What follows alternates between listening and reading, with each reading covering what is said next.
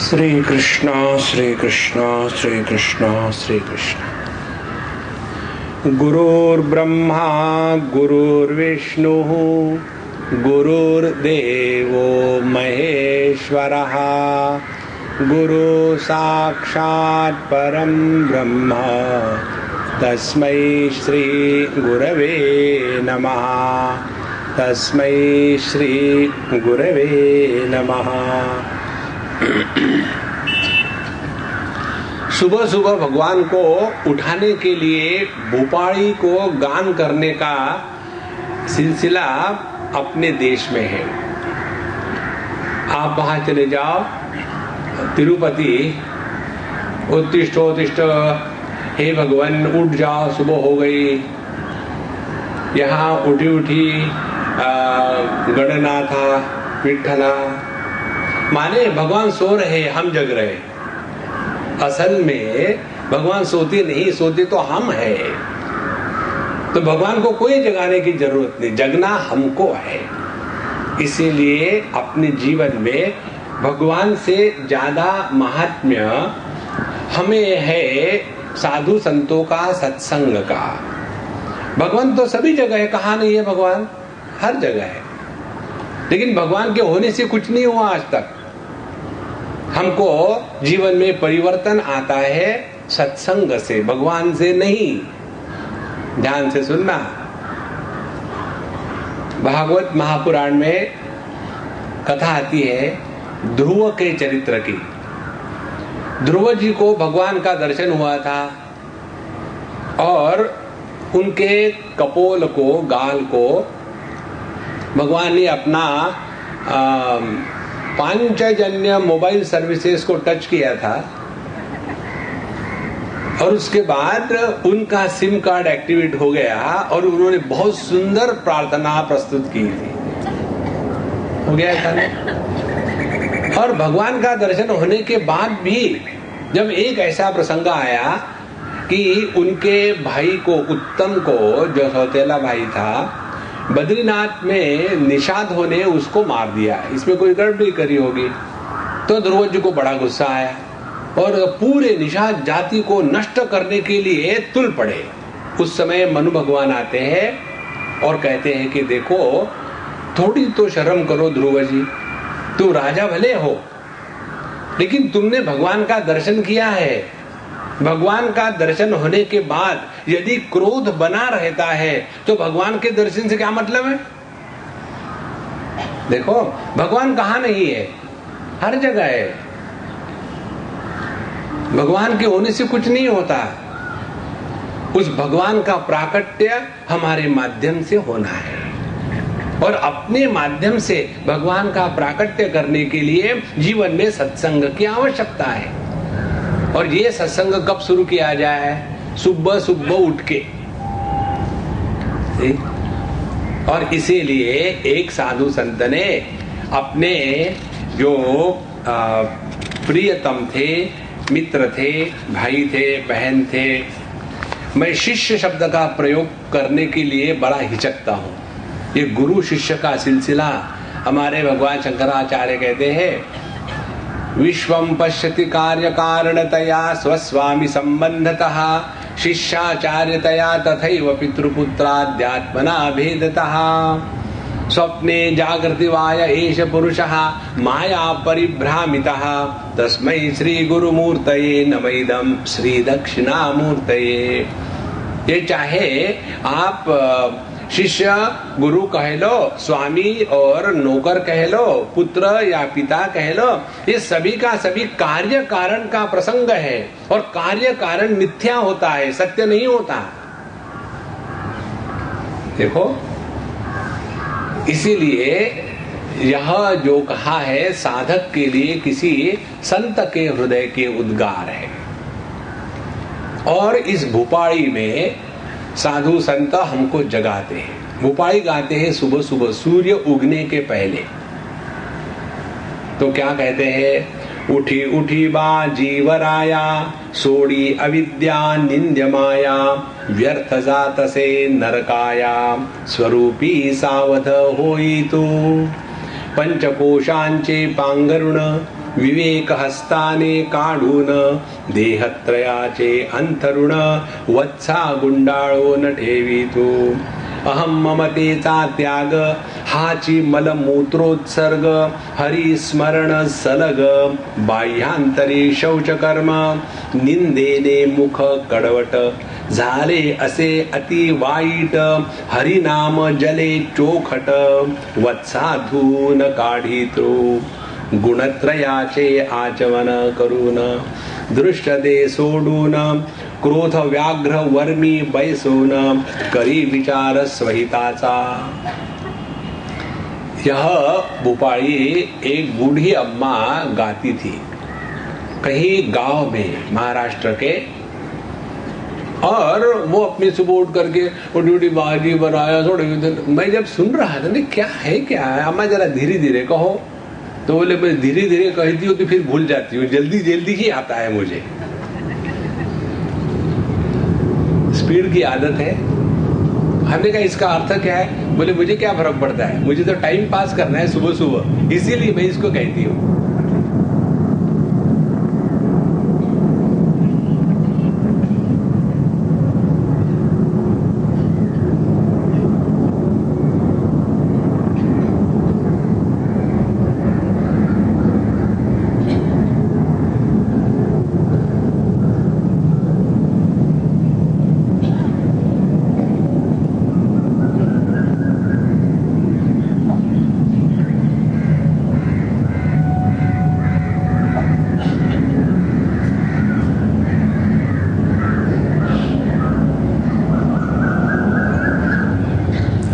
जिन लोगों को railway track के साथ सोने की आदत पड़ी है या हवाई जहाज के एरोड्रोम के पास रहने की आदत पड़ी है, उनको कितनी भी तूफान आ जाए उनकी नींद नहीं टूटती, और उनको यदि कहीं शांति में ले जाए तो उनकी नींद टूट जाती है। इसी प्रकार से जिनके जीवन में हमेशा ये किच किच किच किच चले रहे उसी में पड़े हैं। देखो, क्योंकि जग कौन सकता है? आप किसको जगा सकते हो? कोई सो रहा हो तो तब जगाओ ना, कोई सोने का नाटक कर रहा हो तो आप नहीं जगा सकते। इसीलिए यहाँ गुरु महाराज अपने विद्यार्थियों को कहते हैं उठी उठी बा जीवराया, कि तो कितना प्यार से कहते हैं, तेरे प्यारे जीवराया, राया माने राजा, जीवराजा उठ रे बाड़ा। मुझे नहीं, फिर उठ करके अपना पूरा निचोड़ करके फिर सो गए। एक अमेरिका की बात है, मैं एक डॉक्टर ने क्या रहता था, दोनों डॉक्टर मियाँ बीवी, बाकी दुनिया पेशेंट। तो उनकी जो बीवी थी वो मुझे कहती थी, स्वामी जी आप मुझे कुछ ऐसा मंत्र बताइए कि मैं सुबह जल्दी उठ पाऊं। मैं सुबह उठ ही नहीं पाती। Old ambassador car starting trouble, लेकिन एक स्टार्ट हो जाती है फिर कोई प्रॉब्लम नहीं। तो आप मुझे बताइए क्या करूं? तो मैंने कहा अम्मा मैं तुमको डेमोन्स्ट्रेशन करता हूं कि कल सुबह में 4 बजे मैं उठ करके जब नहाऊंगा गर्म पानी से, तो तुम पर शिव जी के अभिषेक के जैसा ठंडे पानी से अभिषेक करूंगा तुम्हारे सर पर, फिर उठ जाना। नहीं नहीं नहीं स्वामी जी आप मजाक उड़ा रहे हैं। हमने मजाक उड़ाने की जरूरत कहाँ है, तुम अपनी मजाक स्वयं उड़ा रही हो। हमने कहा मैं अब मुझको मंत्र बताता हूँ। मंत्र ये है, जो व्यक्ति सुबह सुबह बिना अलार्म के 4 बजे बिस्तर छोड़ नहीं सकता, वो अगले जन्म में खटमल होगा, खटमल होगा, खटमल होगा। अरे राम, हाँ अब राम को याद करो या राम राम सत्य को। सुबह उठना जिसने इनकार कर दिया वो अगले जन्म में खटमल होगा। उठी उठी बा जीवर आया। फिर आप खटमल वैष्णव नहीं होते, वो शाक्त होते हैं, सबका खून चूसते हैं। उठी उठी बा जीवर आया। उसके बाद सोड़ी अविद्या निंद्य माया। गहरी नींद में हम अविद्या के अंधकार में पड़े होते हैं। अविद्या के अंधकार में क्यों पड़े हैं? उपनिषद के ज्ञान के अनुसार अहर अहर ब्रह्म गमयति, मुंडकोपनिषद में आता है कि गहरी नींद में जो व्यक्तित्व है वह परमात्मा से एक हो जाता है, लेकिन हमको मालूम नहीं होता। देखो, एक होता है परमात्मा की उपलब्धि और दूसरी होती है परमात्मा की पहचान। दो बातें हैं। अब परमात्मा की उपलब्धि तो हमेशा है, क्योंकि उसका अभाव कभी हो नहीं सकता। तो बचा क्या है? अब परमात्मा की पहचान बची है। देखो, और गहरी नींद में हम सब के सब परमात्मा को उपलब्ध करते हैं, लेकिन यह परमात्मा है, इसकी पहचान नहीं। और ये पहचान न होने के कारण उपलब्ध परमात्मा हमको उपलब्ध नहीं होता सा मालूम पड़ता है। यही अविद्या है। अन्यथा ऐसा देश काल वस्तु व्यक्ति परिस्थिति नहीं जहां प्रभु का वास्तव्य ना हो। देखो, संपूर्ण विश्व का अस्तित्व परमात्मा से उधार लिया हुआ है। तो सोड़ी अविद्या अपने मन से इस भ्रांति को निकाल डाले। हे भगवान, कब दर्शन दोगे? रोना धोना मत, उठो उठो, नींद से उठो। जो रोते हैं ना वो खोते हैं। हमारे पंजाबी में खोते का अर्थ होता है गधा। रोना नहीं, उठो। उठी उठी बात जीवर आया, सोड़ी अविद्या। और इस अज्ञान का त्याग करना है। और ये अविद्या कैसी है? माया स्वरूप है और ये निंदनीय है।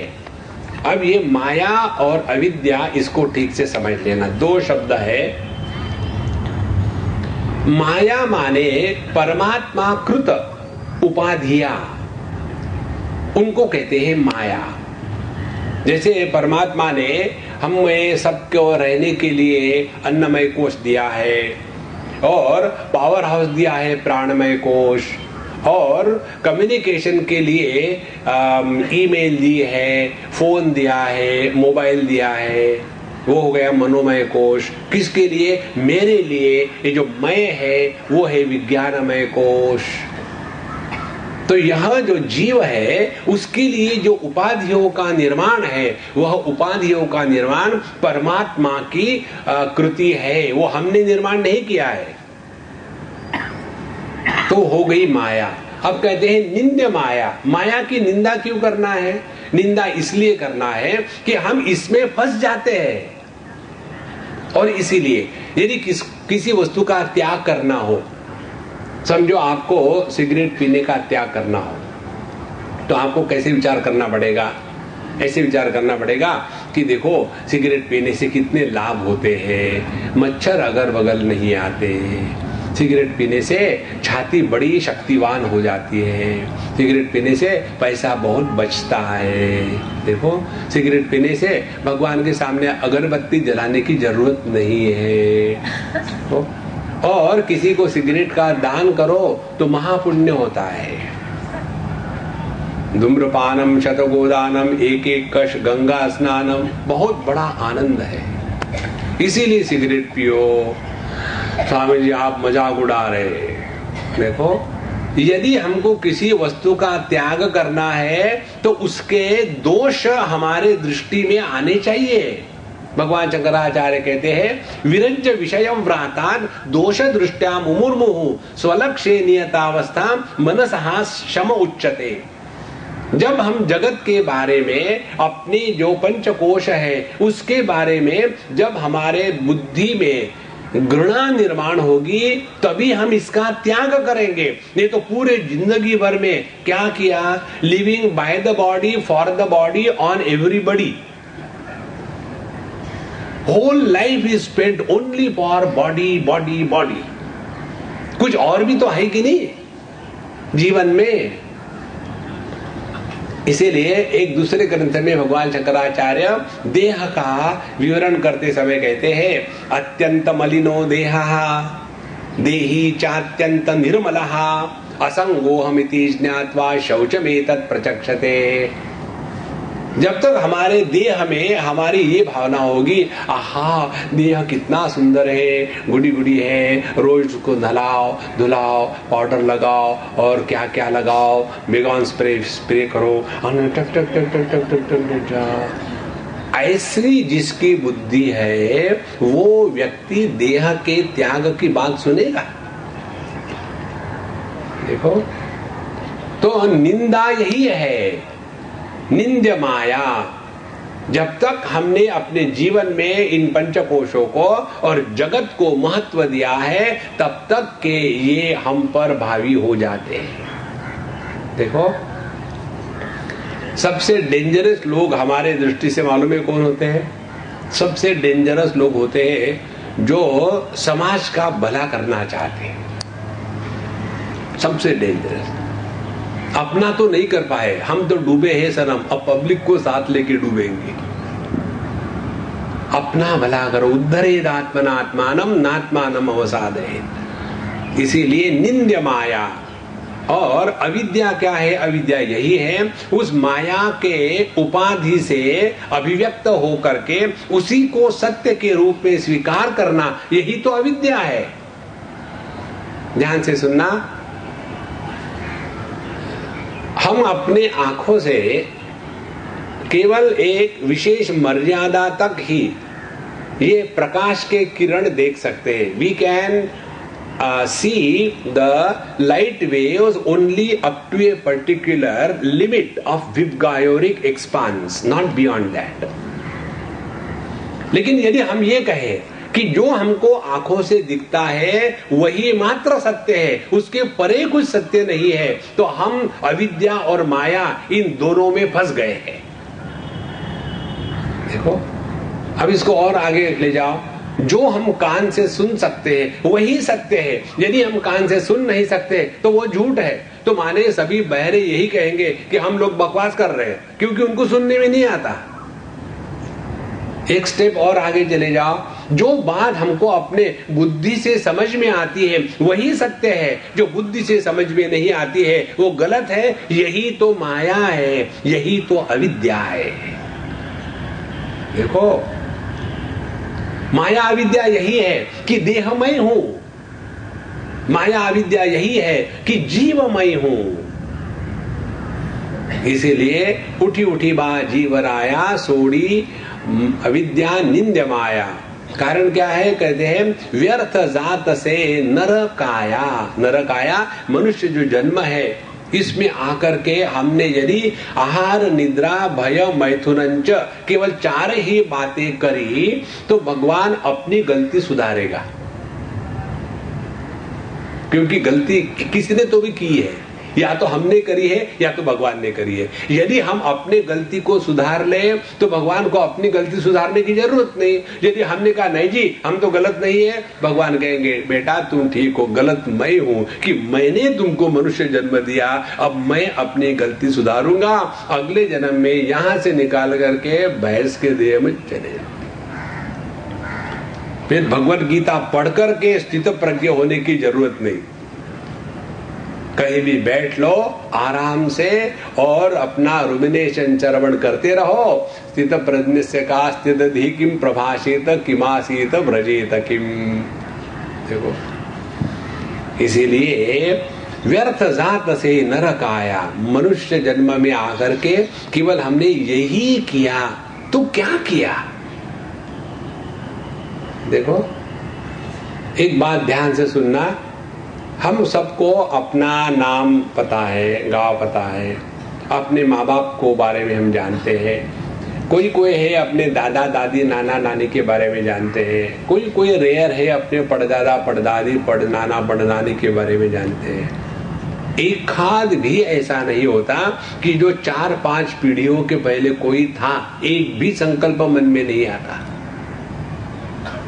देखो महाराज, लेकिन हमको क्या लगता है कि अपने सिवा ये दुनिया चलेगी कैसे?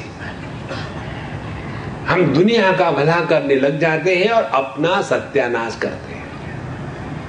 हम एक बार साउथ अफ्रीका गए थे, वहां उन दिनों में अपने गुजरात में भूकंप हुआ था, उसी के बाद हम तुरंत चल पड़े। हम भूकंप में मरे नहीं, ट्राई किया था लेकिन हर जगह फेल हुए लाइफ में, वहां भी फेल हुए। हर साल हम जाते हैं वाराणसी, तो हमको लोग पूछते स्वामी जी आप वाराणसी क्यों आते हो? हमने कहा ट्राई कर रहे हैं। वाराणसी में लोग मरने के लिए जाते हैं और क्या है, मैं हर साल ट्राई करता हूँ, अभी तक तो सक्सेसफुल नहीं हुआ। तो वहां हम गए और जाने के बाद सत्संग वगैरह हुआ और दरबन के लोग इकट्ठे हो गए। वहां भी काफी गुजराती, गुजराती कहा नहीं है, पत्थर उठा रो वहां गुजराती निकलेगा।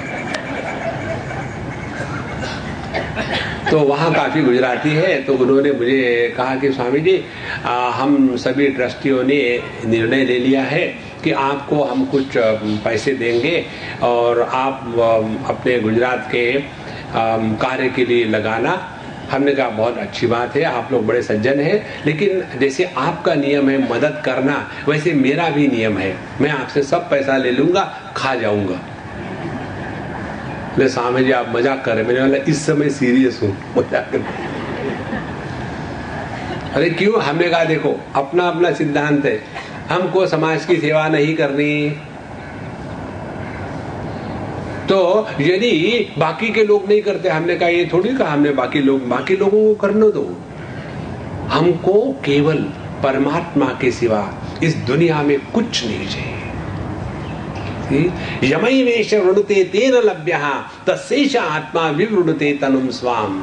कठोपनिषद की श्रुति कहती है जब तक हमको परमात्मा छोड़ करके कुछ भी चाहिए तो हमको परमात्मा के प्रति प्रेम नहीं है। देखो कुछ भी नहीं चाहिए, इसीलिए व्यर्थ जात से नरकाया। तो करे क्या? स्वरूपी सावध होई तू, अपने स्वरूप में सावधान होकर के रहो। दो शब्द है, एक स्वरूप और दूसरा स्वभाव। स्वभाव को बदलना इसी को साधना कहते हैं। स्वरूप में निष्ठा पाना यही साधना की परिपूर्णता है। हम लोगों का स्वभाव बना हुआ है, स्वभाव को कहते हैं सादी भाषा में आदत, हैबिट।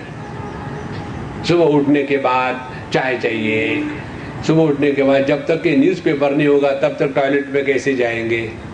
देखो माने ये जो हमारी आदतें पड़ी है इसी में हम फंसे हुए हैं, और जब तक ये आदतें हम नहीं बदलेंगे तब तक कि अपने स्वरूप के प्रति जागृत नहीं होंगे। देखो इसीलिए स्वरूपी सावध होई तू, और अपने स्वरूप में सावध होने के लिए सबसे बड़ी महत्व की आवश्यक बात क्या है? जीवन को अत्यंत सावधानी से जीना है।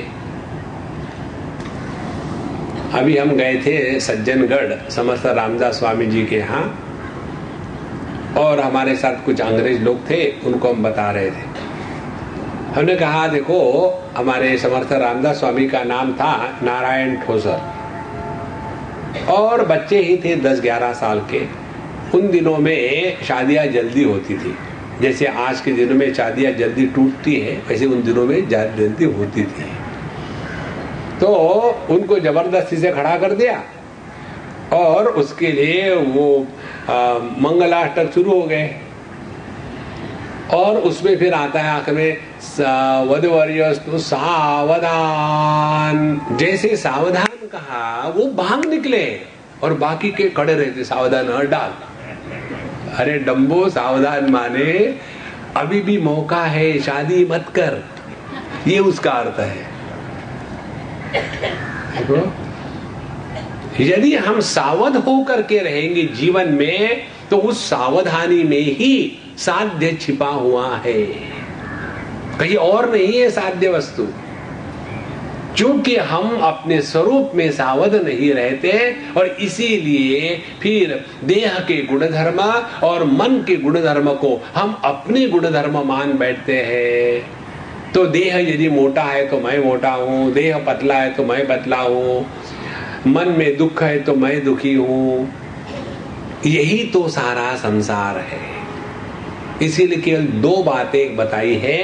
पहली बात, हमको उपाधि के माध्यम से अभिव्यक्त होना है, हमको उपाधि के रूप में नहीं रहना है। We must not live as a body, but we must live and function through the body. देखो कितना फर्क पड़ेगा। But we are all living as body. और जब तक कि हम अपने को देह मान करके बैठेंगे, तब तक कि मैं स्त्री हूं, पुरुष हूं, जवान हूं, बूढ़ा हूं, ब्यूटीफुल हूं, आवफुल हूं, ये चलता ही रहेगा। इसको कोई नहीं बचा सकता। और फिर जीवन का लक्ष्य क्या होगा? जीवन का लक्ष्य होगा कि उम्र बढ़ानी है। और उम्र बढ़ा के करोगे क्या? चांगदेव महाराज 1400 साल जिंदा रहे। What next? एक सिद्धांत समझ लेना, हम सभी के सभी समय के ज्यादा होने से दुखी है, समय के कम होने से कोई दुखी नहीं होता। Lesser the time you have at your disposal, happier you are. More the time you have at your disposal, miserable you are. इसीलिए बुढ़ाओ लोग क्यों दुखी होते हैं? रात को ट्राई किया था मरने का, मरे ही नहीं। फिर सुबह उठे, अरे बाप रे, फिर 12 घंटे जीना है। फिर 12 घंटे क्या करें? सुबह उठे, चलो जरा घूमते हैं, घूम के आ गए। अब नाश्ता करेंगे। घूमने काहे के लिए थे? मध्य प्रदेश को कम करने के लिए। नाश्ता इतना करेंगे कि मध्य प्रदेश फट जाएगा। अरे हद हो गई। सुबह हम जब आते हैं ना, तो यहाँ देखते हैं ना, दादा कुंड के चल रहे, धड़ाधड़ धड़ाधड़ धड़ाधड़, इतना आनंद आता है। ऐसे लगता है कि वो जो नॉर्मल कर्व होती है ना स्टैटिस्टिक्स की, वो खड़ी होकर के चल रही है, डग डग डग डग। पूरा लाइफ केवल इसी में देह देह देह को लेकर चल रहे हैं। स्वरूपी सावध होई तो। इसीलिए वेदांत के श्रवण का अधिकारी वो है जिसने इस दुनिया को देखने के बाद अब दुनिया के प्रति कोई आकर्षण नहीं रहा। जब तक के दुनिया के प्रति कोई भी आकर्षण है, तब तक के आप तत्व को नहीं चाहते हो। और जब तक के तत्व को नहीं चाहेंगे, तब तक के तत्व अपने आप को प्रकट नहीं करेगा। तो स्वरूपी सावध होई तू, अपने स्वरूप को पहचानो। हम जो भी करते हैं अपने जीवन में, चाहे शादी चाहे सन्यास, दोनों किस लिए करते हैं? शादी करने वाला इसलिए शादी करता है ताकि सुखी होवे। अब होता है कि नहीं? बंदी मुट्ठी 1.25 लाख की। और दूसरे बाबा जी लोग सन्यास लेते हैं, और सन्यास लेने के बाद सुखी होते हैं कि नहीं? बंदी मुट्ठी डबल 1.25 लाख। और जब इसीलिए जब सुखी नहीं होते, तब जाकर के फिर पैसे इकट्ठा करेंगे, आश्रम खोलेंगे, चेले बनाएंगे, और गणेश पान बीड़ी मसाला स्वास्थ्य के लिए बड़ा अच्छा है। आए थे हरि भजन को, बनाने लगे दवाई। संसार वही है और कुछ नहीं है। कारण क्या है? जगत को सत्य माना है, देह को सत्य माना है, और इसीलिए हम अपने स्वरूप में सावध नहीं होते। स्वरूपी सावध होई तू। अब कैसे अपने स्वरूप में सावध होना है? अब प्रक्रिया बताते हैं। पंचकोशांचे पांघरुण, विवेक हस्ताने काढून, देहत्रयाचे अंतरुण, वत्सा गुंडाळून ठेवी तू। जब हम सोते हैं तो अपने ऊपर में ओढ़ते हैं चद्दर, और कितनी, एक नहीं, 2 नहीं, 5 चद्दरें खींचते हैं। देखो, ये जो भाषा की अपभ्रंश करने की जो टेक्निक है, उससे बड़ा आनंद आता है। जैसे आप गुजराती में चले जाओ, वो श को कभी श नहीं कहेंगे, स कहेंगे। एक लड़का था, वो जर्मन सीख रहा था, और उसको हमारे टीचर ने बताया कि देखो, तुमको श कहना है। तो कहता, हाँ कह तो रहा हूं, स नहीं, स नहीं, श स। अरे राम राम राम। अच्छा, तुम्हारा नाम क्या है? सा। शाह नहीं, सा। उसी प्रकार से पंचकोश, तो जो श नहीं जानते बोलना वो कहेंगे पंचकोश। तो परमात्मा कितना दूर है? पंचकोश, 5 कोश दूर है। पहला है अन्नमय कोश, जो कोसता है उसको कोश कहते हैं। पहले है अन्नमय कोश, दूसरा है प्राणमय कोश, तीसरा है विज्ञानमय कोश, मनोमय कोश, चौथा विज्ञानमय और पांचवा आनंदमय कोश। अब इसको समझाने के लिए हम आपको टेक्निक बताते, इसको ठीक से समझ लेना। हमको भगवान ने ये जो 5 उंगलियां दी है ना, ये इसी को साधना करने के लिए, श्रीखंड खाने के लिए नहीं, उसके लिए नहीं दी है। ये पंचकोश जो है, अपनी जो छोटी उंगली है, ये है अन्नमय कोश। ये जो वेडिंग रिंग की उंगली है अनामिका, जिसमें ये वेडिंग रिंग डालते हैं ना, क्योंकि उसी के कारण प्राण निकलते हैं। हमारे मराठी में वेड़ा कहते हैं पागल को, इसीलिए शादी के बाद वेडिंग रिंग पहनते, माने वो एक बार वेडिंग रिंग पहन ली कि जिंदगी भर के लिए वेड़ा हो गए। तो ये है हमारी अनामिका, प्राणमय कोश। तीसरा है मनोमय कोश, जो सबसे बड़ा है, बीच की उंगली मध्यमा, अन्नमय, प्राणमय, मनोमय। और चौथा कोश है यह विज्ञानमय कोश। विज्ञानमय कोश मैं, देखो इसको तर्जनी कहते। तर्जनी माने जो हरे को डांटता है, तर्जन कहता है। तर्जनम यमदूतानाम राम रामेति गर्जनम तर्जनम। तो ये जो तर्जनी है यही मैं है, विज्ञानमय कोश। इसीलिए कोई कहता है तो कैसे कहता है, मैंने कहा ना, मैं आ जाता है। किसी को डांटना हो, समझो स्कूल में मास्टर ने स्टूडेंट्स को डांटना हो तो कैसे डांटते हैं, खबरदार गड़बड़ करोगे तो मैं टांग तोड़ दूंगा। यदि इस उंगली की जगह में वो टीचर ने यदि इस उंगली का प्रयोग किया तो, देखो स्टूडेंट गड़बड़ मत करो, तो स्टूडेंट क्या करेंगे, अच्छा सर होके आओ।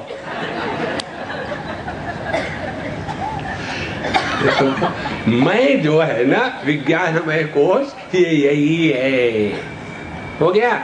और ये पांचवा है आनंदमय कोश। इसके सिवा ये 4 उंगलियां काम नहीं कर सकती। ध्यान से सुनना, ये हो गए पंचकोश। अब ये पंचकोश का पांघरुण माने हमने अपने आप को ओढ़ लिया है, ओढ़नी कर ली है। तो कैसे ओढ़ लिया है, हम जिंदगी भर देह के रूप में ही रहते हैं, जिंदगी भर प्राणों के ही सेवा में लगे हैं, जिंदगी भर अपने मन का ही बड़ा गुणगान गाते हैं। ये जो 6 बातें होती है, ये 3 कोशों को, इसी को कहते हैं संसार या नरक। ये जो 3 है, अन्नमय, प्राणमय, मनोमय, इनको 2 रोग है। जो स्थूल देह है अन्नमय कोश, उसको 2 रोग है, बुढ़ापा और मृत्यु, जरा मृत्यु। और यह जो प्राणमय कोश है उसको रोग है अशना पिपासे, और हमको भूख और प्यास। और जो मनोमय कोश है उसको रोग है शोक और मोह। इनको कहते हैं सबको मिला करके षड उर्मी। तो जब तक के ये षड उर्मियों में हम फंसे हैं, तब तक के हम मृत्यु लोक में है। अब देखो हमने पूरे जीवन में किया क्या, केवल अन्नमय कोश, प्राणमय कोश और मनोमय कोश, इन्हीं की सेवा में लगे हुए हैं और बाकी कुछ नहीं। तो अब गणित देख लो, ये 3 अन्नमय, प्राणमय, मनोमय, ये 3 एक मैं, इनके माध्यम से प्रकट होने वाला, और आनंदमय। जब ये मैं मनोमय के साथ तादात्म्य करता है तो मैं सुखी मैं दुखी, जब ये मैं प्राणमय के साथ तादात्म्य करता है तो मैं भूखा, मैं प्यासा। जब ये मैं देह के साथ तादात्म्य करता है तो मैं स्त्री, मैं पुरुष, मैं जवान, मैं बूढ़ा। और इनके साथ तादात्म्य करते करते करते करते मैं तंग आ जाता है। इतना तंग आ जाता है कि इन तीनों के साथ तादात्म्य छोड़ दिया और फिर कहां चला गया? मैं आनंदमय कोश में वापस आ गया। ये जो है ना ज्ञान मुद्रा, ये ज्ञान मुद्रा ऐसी है। ये नहीं कि आपके पास नस्वार है क्या, जरा मुझे भी दे देना। ये नस्वार मुद्रा नहीं है, ये ज्ञान मुद्रा है। देखो, और देखो, ध्यान से सुनना। हम इन तीनों के साथ तादात्म्य करके इतने परेशान हो जाते हैं कि जहां मौका मिला ये मैं तीनों के साथ तादात्म्य छोड़ करके आनंदमय में वापस आ जाता है। और इसीलिए सत्संग में अच्छी नींद आती है। भगवान ने सब कुछ निर्माण किया है, उसमें नींद भी निर्माण करे। और नींद को कौन चाहता है? कोई नहीं चाहता। तो नींद चली गई भगवान के पास। Daddy daddy, nobody wants me, where should I go? भगवान ने कहा कुछ फिक्र मत करो, ऐसे करना, तुम जहां जाती हो लोग दरवाजे बंद करते ना। हाँ, बोले ऐसे जगह जाओ जहां दरवाजे बंद नहीं होते। बोले कौन सा जगह है? बोले सत्संग। सत्संग सबके लिए खुला है, इसीलिए जहां सत्संग में आके बैठे इतना आनंद। स्वामी जी आप बहुत अच्छे बोले। क्या बोले? अब विषय का परिवर्तन मत करो, आप बड़े अच्छे बोले, सभी कहते हैं। मुझे बड़ी अच्छी नींद आई। तो नींद में क्या हो गया? यह जो मैं अन्नमय, प्राणमय, मनोमय के साथ तादात्म्य करके रहता था, इसका तादात्म्य छोड़ दिया और आनंदमय में लीन हो गया। इसीलिए कहते हैं पंचकोशांचे पांघरुण विवेक हस्ताने काढ़ून। विवेक हस्त माने समझदारी के साथ इन पंचकोशों के साथ रहो, इनको तोड़ना फोड़ना नहीं है। देखो, कई बार हम लोगों का यही होता है, वी आर एक्सट्रीमिस्ट। खाएंगे तो खाते ही जाएंगे, नहीं तो बिल्कुल नहीं खाएंगे। ये दोनों बड़ा सिंपल है, इट्स नॉट डिफिकल्ट। यदि आप 20, 22, 25 दिन उपवास करना चाहो तो कोई भी आदमी कर सकता है, इट्स नॉट वेरी डिफिकल्ट। पहले 2-3 बार तकलीफ होगी, एक बार भूखा रहने की आदत हो गई ना तो 2 दिन क्यों 15 दिन आप बिना कुछ खाए रह सकते हो, इट्स नॉट डिफिकल्ट। रोज खाना डट के नाक तक, it is also not difficult. Real difficulty किसमें है? युक्ताहार विहारस्य युक्त चेष्टस्य कर्मसु युक्त स्वप्नावबोधस्य योगो भवति दुःखः। जीवन में संतुलन और संयम, ये 2 बातें जब तक नहीं होती तब तक के हम साधना कर रहे हैं, ये एक गलत धारणा है। इसीलिए विवेक हस्ताने काढ़ून। खामो खाम उपवास करेंगे और फिर सब पर चिड़चिड़ करेंगे। देखो, हम कोई उपवास नहीं करते। हमको लोग कहते स्वामी जी आप एकादशी नहीं करते, शिवरात्रि नहीं कहते। हमने कहा ऐसी बात नहीं है, हम जरा स्थान देख करके करते हैं। यदि हमारे होस्ट गुजराती और मारवाड़ी हो तो हम रोज एकादशी करने को तैयार हैं, क्योंकि खाने को बड़ा अच्छा है। और वो यदि गुजराती सूरती हो तो फिर और क्या पूछना। देखो, नहीं तो ये नहीं खाएंगे, वो नहीं खाएंगे और दिन भर परेशान होते रहेंगे, स्वयं परेशान, सबको परेशान। ये साधना नहीं है। विवेक हस्ताने काढ़ून, देह को ऐसा रखना कि जब जरूरत हो तब उपलब्ध है, यही साधना है। फिर आप खाओ या मत खाओ, it doesn't make any difference. जो खामो खाम उपवास करते रहते हैं वो क्या कर रहे हैं मालूम है? वो अन्न को पेट में रहने के स्थान पर बुद्धि में रख रहे हैं। जब आप खाना खाते हो तो खाना कहाँ जाता है? पेट में जाता है। जब आप खाना नहीं खाओ तो क्या करते हो? खाने का विचार करते हो। खाने का विचार करेंगे तो खाना कहाँ गया? बुद्धि में गया। माने खाना तो आपके देह में है ना, या तो पेट में है या तो खोपड़ी में है। भगवान थोड़ी है। इसीलिए विवेक हस्ताने काढ़ूना, अपने जीवन को समझदारी से चलाना है।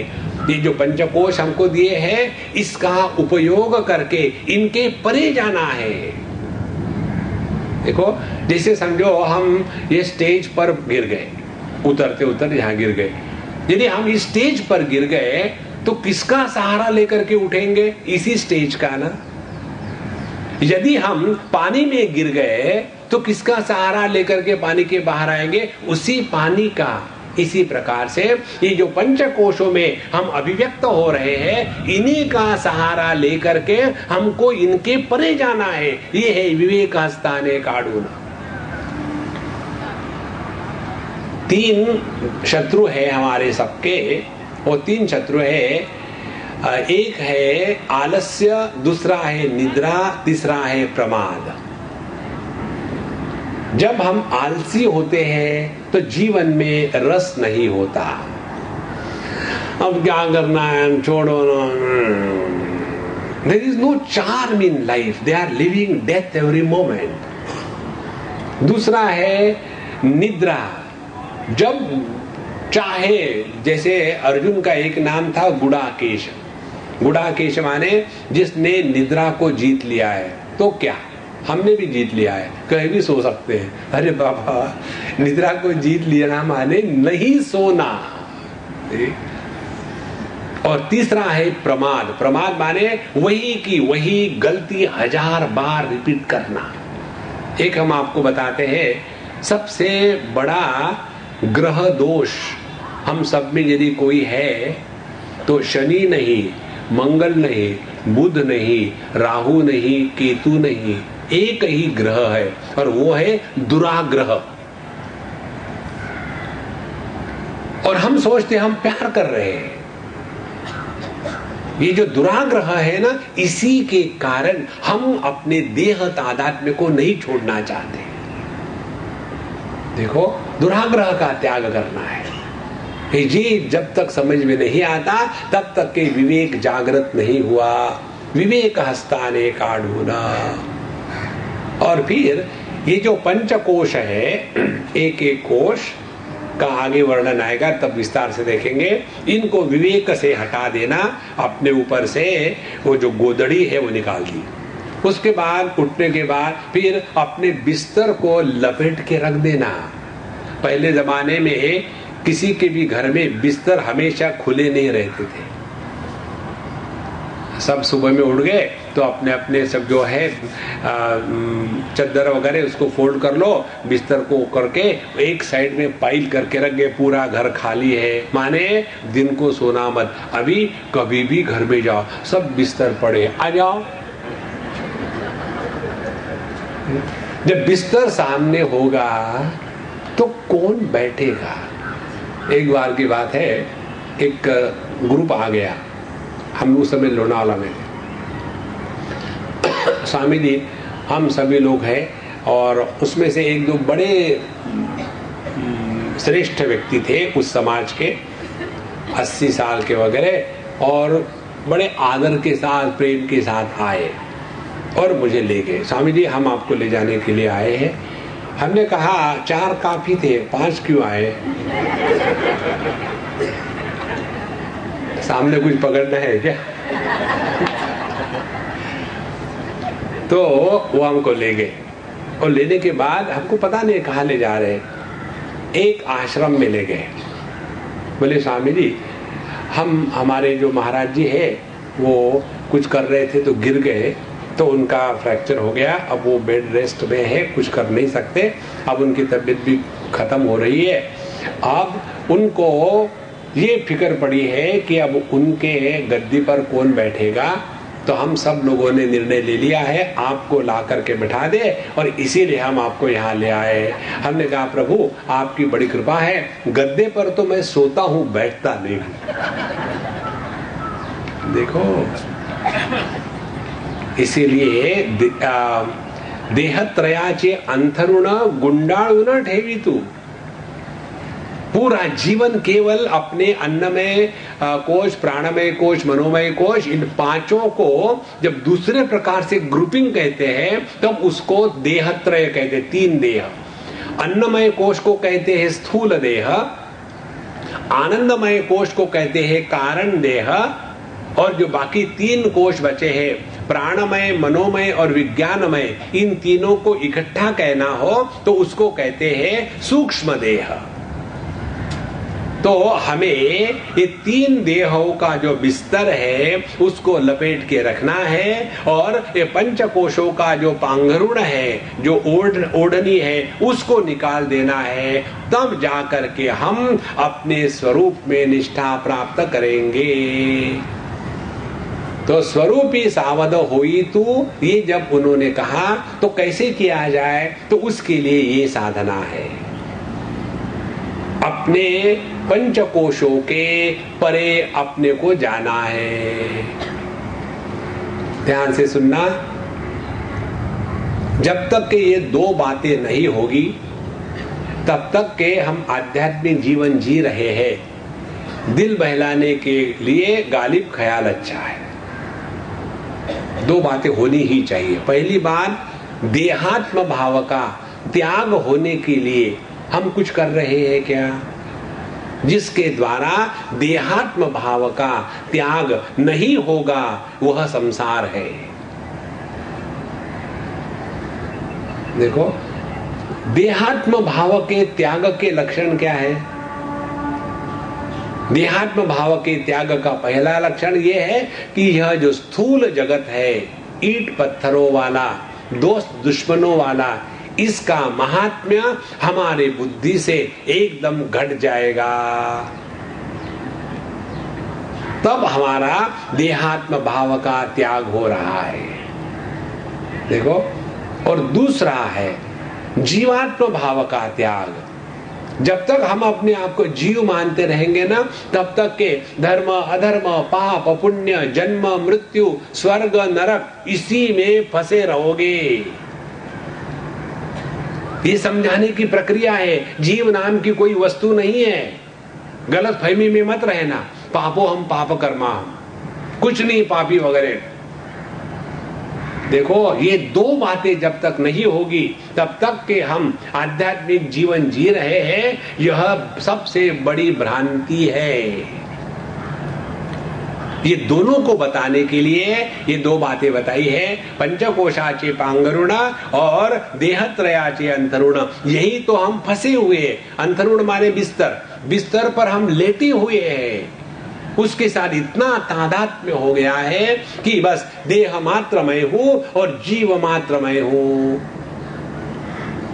देखो, ये जो जीव का प्रसंग आता है ना शास्त्रों में, इसका तात्पर्य हम समझते नहीं, इसीलिए इसी को लेकर के सत्य मानते हैं। जो आपके देहात्म भाव को दृढ़ करेगा, जो आपके जीवात्म भाव की पुष्टि करेगा, वह आपका दुश्मन नंबर 1।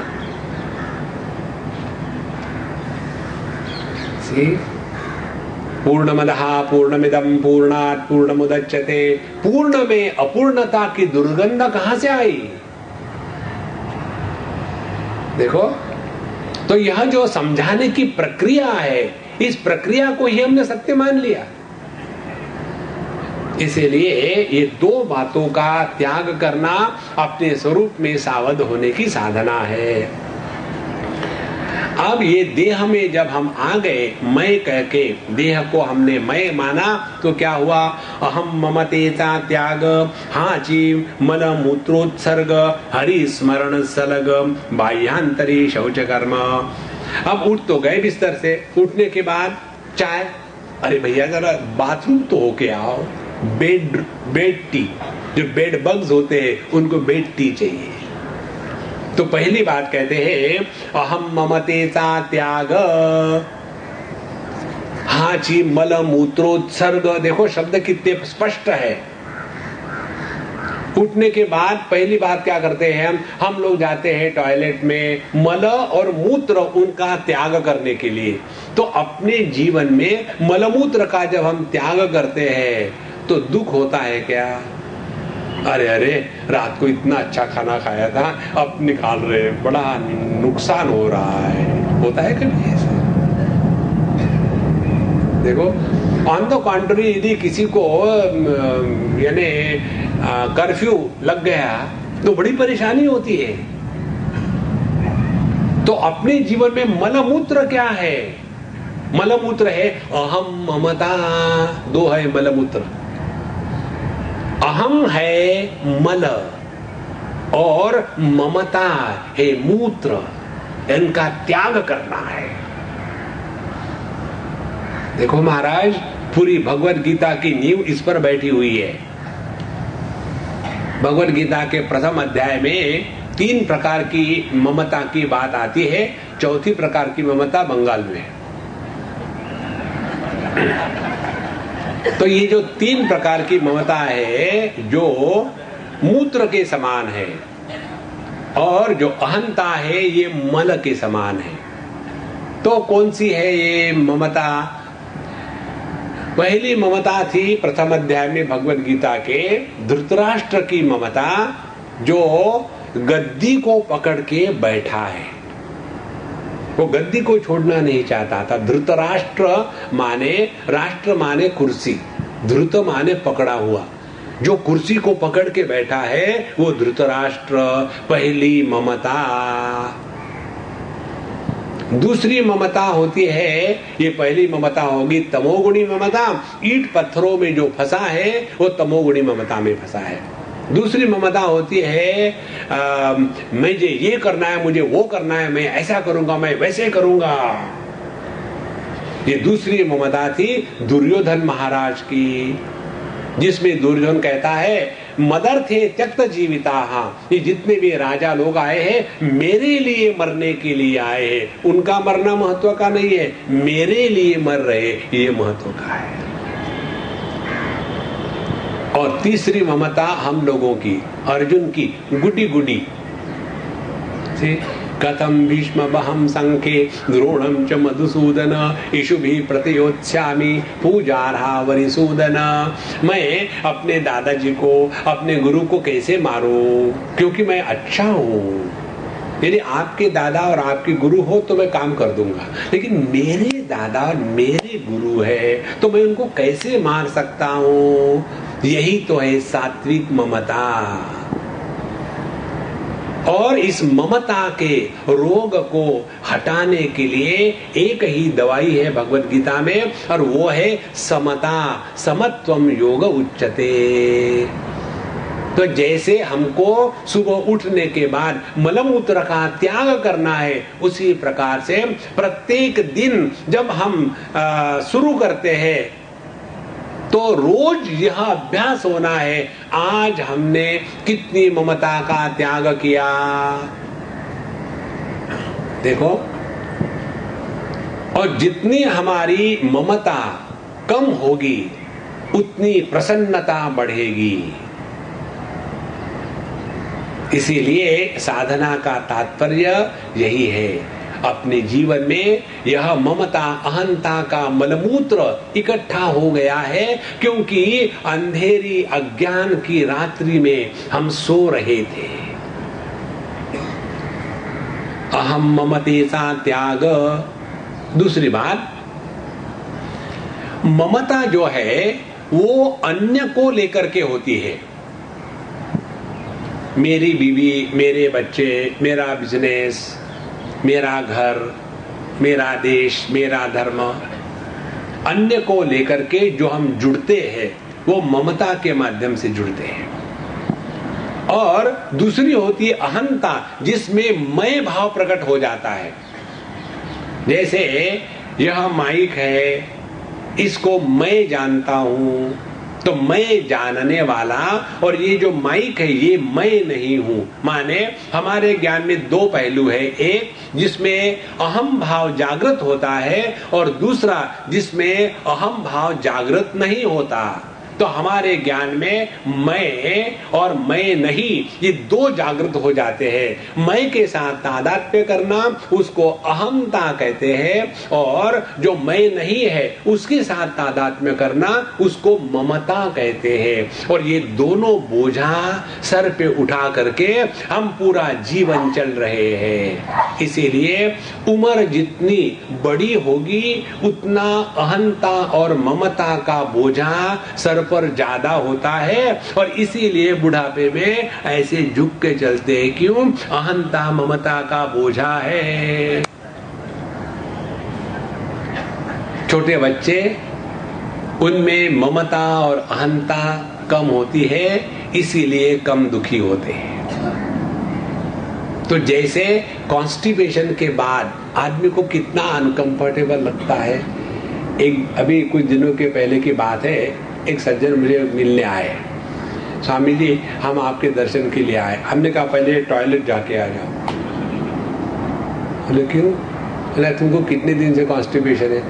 बोले स्वामी जी रोज का ही चक्कर है, मैं तंग आ गया हूँ, पता नहीं क्या करना। लेकिन आपको कैसे पता चला? हमने कहा I am FRE, Swami Anubhavananda FRE। ये क्या है FRE? Face reading expert. आपके चेहरे की जो मुस्कान है वो बताती है कि आपको कॉन्स्टिपेशन है। जब व्यक्ति में कॉन्स्टिपेशन के बाद इतना अनकंफर्टेबल फील होता है, उसी प्रकार से ये इतना कॉन्स्टिपेशन हो गया है, मैंने ये किया, मैंने वो किया, मैंने ऐसा किया, मैंने वैसा किया, ये मेरा है, वो मेरा है। अरे बाबा छोड़ो ना उसको। इस दुनिया में ना तो देह अपना है, ना तो दुनिया की कोई वस्तु व्यक्ति अपनी है। हम ही मान बैठते हैं कि ये मेरा है, ये मेरा, कोई किसका नहीं दुनिया में। अहम ममतेता त्याग हाची मल मूत्रोत्सर्ग। और आगे कहते हैं हरि स्मरण सलग बाह्यांतरी शौच कर्म।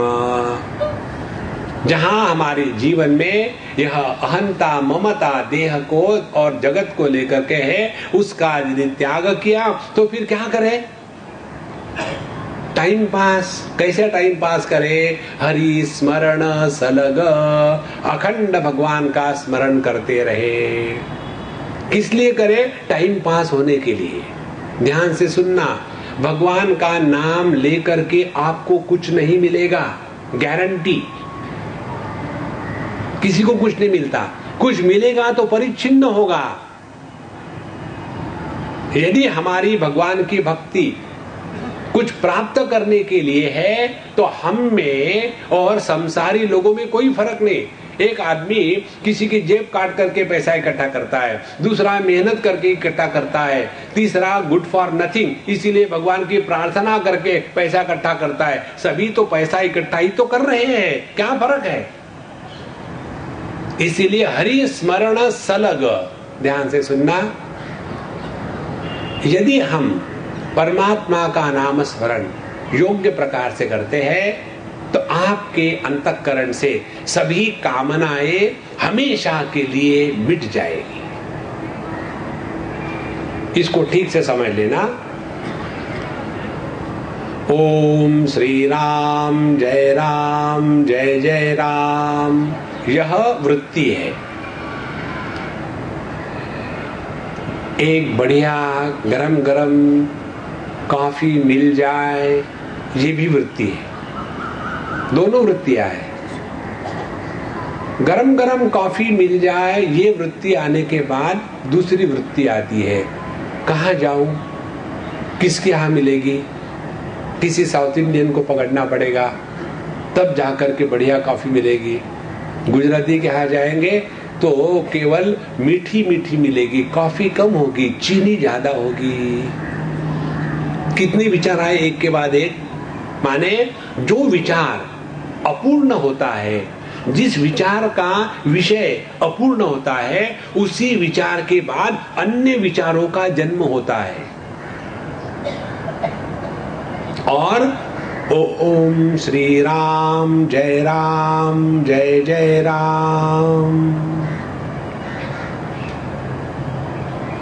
ओम श्री राम जय राम जय जय राम।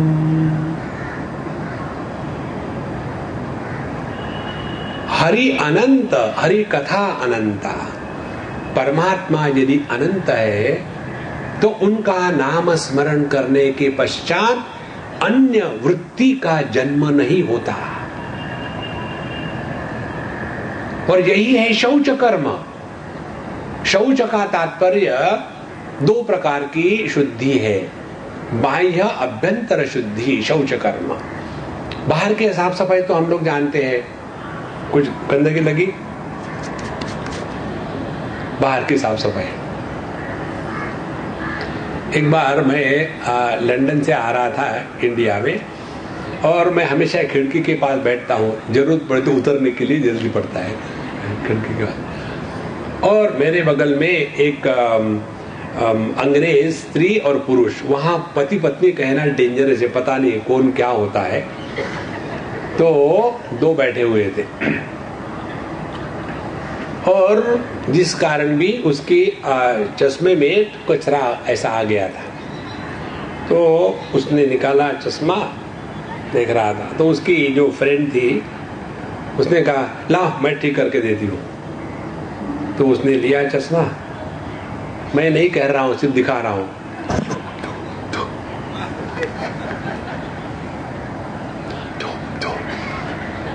हाँ साफ करके दिया, थूक करके, राम राम। तो बाह्य शौच, बाहर की पवित्रता शुद्धि अत्यंत होनी चाहिए।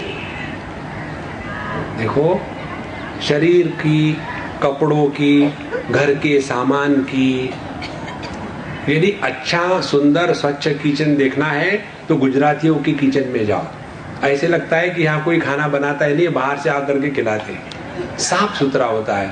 और भयानक किचन देखना है तो दक्षिणी किचन में चले जाओ, पूरा भारतवर्ष वहां फैला हुआ है, चारों तरफ से साफ सफाई का नाम नहीं। गिला गिला गिला करना, it's not cleanliness, it's dirtiness. तो बाह्य शौच और अंतर शौच क्या है? अंतर शौच है प्रत्येक के प्रति केवल आदर की भावना। ध्यान से सुनना, जब हमारे अंतःकरण में नित्य निरंतर आदर बना रहता है, तब जाकर के हमारा अंतःकरण पवित्र है। देखो, हम एक भगवान की मूर्ति के सामने जाते, पत्थर की बनी हुई चित्र बना हुआ है, वहां जाने के बाद हमको आनंद का अनुभव क्यों होता है? और किसको होता है? जिसके अंतःकरण में उस भगवान के प्रति आदर है, उसी को आनंद का अनुभव होता है। जिस व्यक्ति के अंतःकरण में उस भगवान के प्रति आदर नहीं है, उसको आनंद का अनुभव नहीं होता। देखो, हमारे सिद्धि विनायक जो है प्रभा देवी के, वहां इतनी बड़ी लाइन लगी रहती है, तो जो लाइन में लगे हैं उन्हीं के अंतःकरण में भगवान के प्रति आदर होने से उनको उस भगवान के स्मरण मात्र से एकदम आनंद का अनुभव होता है। और जो वहीं रहते हैं लेकिन भगवान के प्रति आदर नहीं है, वो कहेंगे खामो काम यहाँ ईंट पत्थर इकट्ठे करके रखे। देखो, माने जगत के अनुभूति का मूल साधन है वह अंतःकरण जिसमें नित्य निरंतर आदर की भावना बनी रहे। इसीलिए हरि स्मरण सलग शौच बाह्याभ्यंतरी। तो जहां हमने परमात्मा का नाम स्मरण नित्य निरंतर अखंड चलता रहे, तो आप हमेशा प्रसन्न रहोगे। जितना अहंता ममता का त्याग होगा, उतना जीवन का बोझा कम होगा। अब एक तरह से हमने अपने अहंता ममता का बोझा उतार दिया, और दूसरी तरह से हमने अपने अंतःकरण में आदर का वातावरण निर्माण किया। तो ये दो बातें जब हो गई, तब आनंद के सिवा और जीवन में कुछ नहीं होगा। इसी को कहते हैं शौच कर्म। तो पहले उठने को बताया, उठने के बाद हमने पंचकोशों का पांगरुण निकाल दिया, फिर 3 देह का बिस्तर उठा के रख दिया, फिर टॉयलेट में जाके आए, अहंता ममता को त्याग दिया। उसके पश्चात अब हमको शौच करना है, तो हरि स्मरण सलग, उसी से शौच कर्म हो गया। उसके बाद अब ब्रुश भी करना है, नहीं तो सुबह सुबह उठ करके मुंह में कितनी कड़वाहट और कितना गंदा लगता है। तो क्या करें उसके लिए? तो कहते हैं निंदे ने मुख कड़वट, लोगों की निंदा करते करते करते हमारे मुख में इतनी कड़वाहट आ गई है। निंदे ने मुख कड़वट झाले असे अति वाइट, जब मुंह सुबह उठ करके कैसा लगता है? And don't disturb me, I will go and first brush. हाँ, नाउ फीलिंग गुड। अब क्या किया था रात भर तुमने? क्यों तुम्हारा मुंह खराब हो गया? यही है सबसे बड़ी गलती हमारे जीवन में होती है। हम किसी की निंदा करते हैं और किसी की स्तुति करते हैं। दोनों का त्याग करना है जीवन में। जिसकी निंदा करेंगे उसको सत्य समझेंगे, जिसकी स्तुति करेंगे उसको सत्य समझेंगे, और जब दुनिया को सत्य मानने लगेंगे परमात्मा को भूल जाएंगे और इसी में फंस जाएंगे। देखो, आपकी परछाया यदि गटर में पड़ी तो गटर में पड़ी हुई परछाया की आप निंदा करेंगे क्या? और यदि आपकी परछाया ऐसे आप गए मंदिर में और उधर से लाइट आया और आपकी परछाया डायरेक्टली शिवलिंग पर जाकर के पड़ी, तो उस परछाया की आप तारीफ करेंगे क्या? क्योंकि परछाया चाहे गटर में पड़े चाहे शिवलिंग पर पड़े, उसके प्रति हमारे मन में ना तो निंदा है ना तो स्तुति है। तो हमारे मुख की कड़वाहट यही है, हम दुनिया को इवैल्यूएट करना शुरू करते हैं, लेबलिंग शुरू कर देते हैं। तो निंदे ने मुख कड़वट झाले असे अति वाइट, हरि नाम जले चौखट वत्साधु न काढ़ी तू। तो हरि नाम का जल लेकर के अपने मुख को ठीक से धो के निकालना है, गुल्ले करना है। कहने का तात्पर्य क्या है? अपने जीवन में परमात्मा एक मुख्य द्रव्य प्रवेश करे। यत् करोषि यदश्नासि यज्जुहोषि ददासि यत् तपस्यसि कौन्तेय तत्कुरुष्व मदर्पणम्। अनन्या चिन्तयन्तो मां ये जना पर्युपासते तेषां नित्याभियुक्तानां योगक्षेमं वहाम्यहम्। जिसके जीवन में परमात्मा का महात्म्य प्रकट हो गया है, उसके लिए यह विश्व कभी भी समस्या के रूप में प्रकट नहीं होता। यदि हमारे लिए ये दुनिया समस्या है तो इसका एक ही अर्थ है, अभी हम प्रभु से बहुत दूर चले गए। हरिनाम जले चौखट वत्साधु न काढ़ीतु। फिर गुणत्रयाचे आचमन करून दृश्य दे सोडून क्रोध व्याघ्र वर्मी बैसोन करी विचार स्वहिताचा। गुणत्रयाचे आचमन, अब सब कुछ हो गया है, अब चाय पानी पीने के पहले आचमन करते हैं। ओम केशवाय नमः, नारायणाय नमः, गोविंदाय नमः। तो किसका आचमन करना है? ये तीन गुण सत्व रजस तमस, माने इन तीन गुणों को पी जाओ। माने हमको इस जगत में ना किसी की निंदा करनी है ना किसी की स्तुति करनी है। आचमन कर लिया।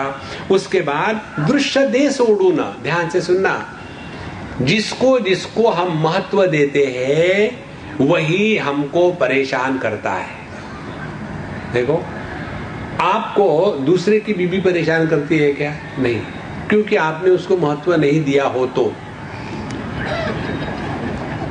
आपको अपनी बीवी परेशान करती है, क्यों? कि आपने अपने बीवी को महत्व दिया है। तो करे क्या? महत्व किसने दिया है? आपने दिया है। तो उसको डिवैल्यू कौन करेगा? आपको ही करना पड़ेगा। देखो, तो आचमन करना माने हमने जिसको जिसको महत्व दिया है वही हमको परेशान करता है। यह सिंपल सिद्धांत है। इसीलिए दृश्य दे सोडून, ये दुनिया हमेशा ऐसी ही रही है। All those who came in this world to save the world, they were shaved off. The world has always been like this. इस जगत में कोई भी चीज नई नहीं है। चाहे सास भी कहू बहू थी, 200,000 उसके एपिसोड हो जावे, वही तमाकू वही चूना रगड़े खाए, कुछ नाविन्य थोड़ी है उसमें, कोई नई बात नहीं इस दुनिया में। इसीलिए दृश्य दे सोडू ना, ये दुनिया ऐसी क्यों है और तुमको क्यों फिक्र पड़ी है तो है, तुमने निर्माण करी है क्या? नहीं। तुम्हारे बाप ने निर्माण नहीं, तो तुम क्यों परेशान हो रहे हो? देखो, जो व्यक्ति दुनिया को लेकर के दुखी होता है वो महामूर्ख शिरोमणि है। दुनिया तो भगवान की लीला है। जब लीला देखने के लिए जाते हैं तो कितना आनंद होता है। ऐसा है कि लीला देखने के लिए रो रहे हैं, हम करते भी है वैसा। नाटक में जाते हैं ना, नाटक में गए और वहां बैठे और कोई एक्टिंग चल रही है, किसी के ऊपर कुछ अत्याचार हो गया और वो जो कैरेक्टर है वो जोर जोर से रो रहा है, बड़ा दुखी हो रहा है, और वो इतना एक्चुअली लगता है कि रियली दुखी हो रहा है, और हम लोग ऑडियंस में बैठ करके टिश्यू पेपर निकाल करके नाक से रोते हैं, कुछ कुछ कुछ कुछ कुछ कुछ। उस समय उस एक्टर के मन में मालूम है क्या चलता है? वो एक्टर कहता है, अरे बेवकूफो, मैं पैसा लेकर के रोने का नाटक कर रहा हूं और तुम पैसा देकर के सचमुच रो रहे हो। अरे राम राम। देखो, भगवान ने जो नाटक लगाया है ना, ये टाइम पास करने के लिए। कामो खाम खाली पीली सीरियस मत होना, एकदम बिंदास रहो। देखो, प्रभु का प्राकट्य उसी में है, नहीं तो पूरा जीवन। हमको ये हमेशा विचित्र बात लगती है कि आध्यात्मिक जीवन के साथ क्रोध का होना विरोधाभास है। इसीलिए यहां कहते हैं क्रोध व्याघ्र वर्मी बैसो न। तो पहली साधना, आप उठ गए, उठने के बाद कैसा जीवन शुरू होता है अपना? भाव भाव भाव, इसको डांट उसको डांट, इसको मार उसको मार। अरे बाबा, अब जीवन शुरू कर रहे हैं ना, प्यार से रहो ना। आपने देखा होगा कई लोग बोलते नहीं, भौंकते हैं। Talking and barking is different. हाँ जी, कैसे आ गए आप? किस लिए आए? क्या चाहिए? क्यों आए? खड़े क्यों हो? बैठे हो? भाव भाव भाव भाव। अरे राम राम। क्रोध व्याघ्र वर्णी बैसो न। देखो, हमारे प्रेमपुरी आश्रम की बात है। वहां हमारा कहीं था लेक्चर और हम बैठने ही वाले थे। बोले नहीं नहीं, यहां से नहीं, उधर जाना है। ठीक, उधर जाओ। तो बीच में 15 मिनट लगे सब पूरा नाटक उठा करके वहां स्टेज सजाने के लिए, और 15 मिनट में हम अपना न्यूज़पेपर पढ़ रहे हैं, कार्टून पढ़ रहे हैं और क्या क्या पढ़ रहे हैं। तो जब हम बैठे तो एक सज्जन आए, बोले स्वामी जी, आपके बीच में से ही आपको उठा करके वहां ले गए, आपको गुस्सा नहीं आया? अरे मैं क्यों गुस्सा करूं? फिर उन्होंने ऐसे ऐसे बाबा जी थे और उनको थोड़ा बताया कि थोड़ा आपका आसन उधर खरकाना है। दूसरे महात्मा जी आए, उनको इतना गुस्सा आया, उठ के चले गए और आपको सबको उठाया, आप गुस्सा नहीं कर रहे। हमने कहा देखो, गुस्सा क्यों करूं मैं? ऐसे थोड़ी था कि यहाँ बैठ करके वो सुनने वाले थे, वहां बैठ करके नहीं सुनेंगे। हाँ, वो यहाँ भी नहीं सुन रहे, वहां भी नहीं सुन रहे। वो भी टाइम पास करने के लिए आए, मैं भी टाइम पास करने के लिए आया हूं। दुखी क्यों होवे? Never never justify your anger. किसी भी कारण से अपने क्रोध का समर्थन मत करो। कोई आदमी लेट आता है तो क्या फर्क पड़ा, जो टाइम पे आए वो सुन रहे हैं क्या?